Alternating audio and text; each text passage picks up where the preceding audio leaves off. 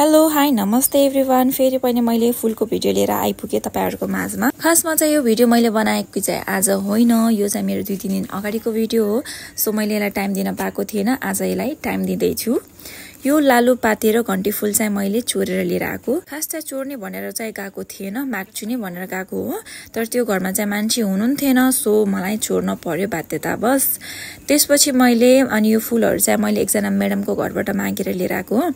जान चाहिँ म एकजना आन्टीको घरमा गएको थिएँ फुलहरु लिन जान्छु भनेर, तर उहाँ चाहिँ हुनुहुन्थेन त्यो घरमा। त्यसपछि उहाँको छिमेकी म्याडम हुनुहुन्थ्यो, अनि त्यसपछि म भाउजू हामी गयौं त्यो घरमा। अनि उहाँसँग जे थियो अनि मसँग नभएको चिज त्यो सबै मैले मागेर लिएर आएँ। अनि त्यसपछि म घरमा आएर मैले आफ्नो व्यवस्था मिलाउन थालेँ। मसँग चाहिँ खासमा गमलाहरू थिएन फुलहरु रोप्नको लागि, तर मलाई चाहिँ फुल चाहिएको थियो। सो अब रोप्नको लागि ठाउँ पनि चाहियो। अनि त्यसपछि यसमा चाहिँ मामुली काटेको डरममा धनियाहरू रोप्नु भएको थियो। अनि त्यसैमा मैले त्यो पुरानो धनियालाई निकालेर फाले। अनि त्यसपछि यसैमा मैले यसको जरा उमार्नसम्म त्यसैमा रोप्दिए। र अर्को गमलामा चाहिँ मैले गुलाबको फुलहरु अनि बचेकुचेको घण्टी फुलहरु रोपे। र मैले कुनै फुलहरु चाहिँ भाउजूलाई दिए। अनि त्यसपछि मजाले मेरो आफ्नो फुलहरु रोपे। तपाईहरुले चाहिँ मेरो भिडियो मजाले हेर्दिनुहुन्छ, माया पनि गर्दिनुहुन्छ, सपोर्ट पनि गर्दिनुहुन्छ।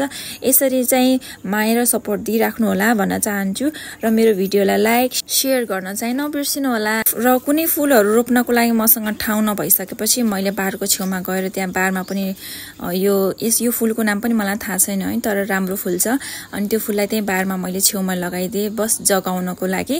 अनि कुनै चाहिँ घण्टी फुललाई अनि मैले मेहन्दी पनि लिएर आएको थिएँ, पाते मेहन्दी हातमा लगाउनेवाला। अनि त्यस हातमा टाउकोमा जहाँ पनि लगाउन मिल्यो त्योलाई चाहिँ मैले त्यसलाई पनि बारमा लगाइदिए। र तपाईलाई मेरो भिडियो हेरेर कस्तो लाग्छ आफ्नो प्रतिक्रिया दिनु होला। र मैले केही मिस्टेकहरु गरेको छु भनेपछि मलाई सल्लाह सुझाव पनि दिनु होला भन्न चाहन्छु। त्यसपछि मलाई लास्टै भोक लाग्यो र म भित्र आइपुगे। मामुले चाहिँ यस्तो मिठो हलुवा बनाउनु भएको थियो र मेरो लागि कफी, हलुवा र कफी मजाले दम खाए है। र मैले फुल चोर्दाखेरि लागेको चोट हेर्न सक्नुहुन्छ तपाईहरुले। यति इजी छैन फुल चोर्न। होप सो तपाईहरुले मेरो भिडियो हेरेर इन्जोय गर्नुभयो होला भन्ने आशा गरेको छु। यति भन्दै bye bye, take care all of you.